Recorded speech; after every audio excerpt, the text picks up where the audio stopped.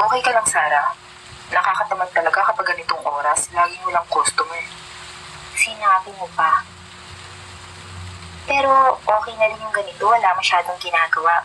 Kaya hindi rin masyadong pagod. Kung sa bagay.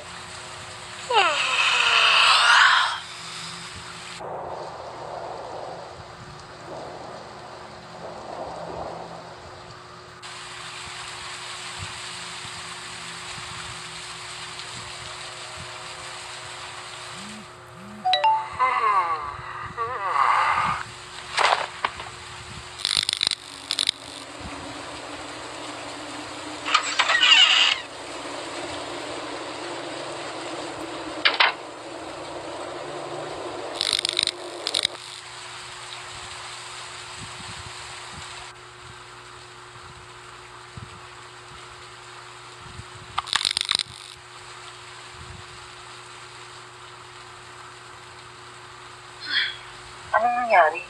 Nawala ng kuryente? Anong nangyari? Bakit tayo nawala ng kuryente? Wala bang generator?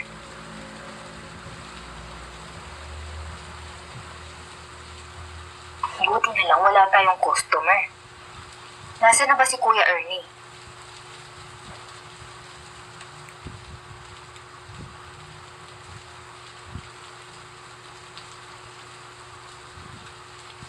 Kuya Ernie, pwedeng pa-check naman po ng kuryente sa kanang generator. Sige, i-check ko.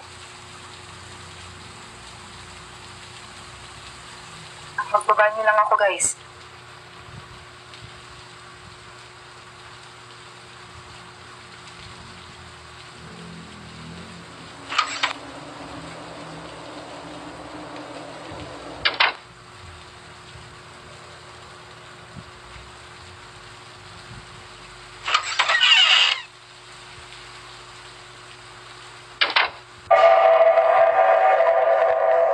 Nene, bakit nandito ka pa?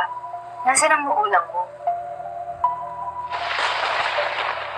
Tulungan mo ako hanapin ang magulang ko.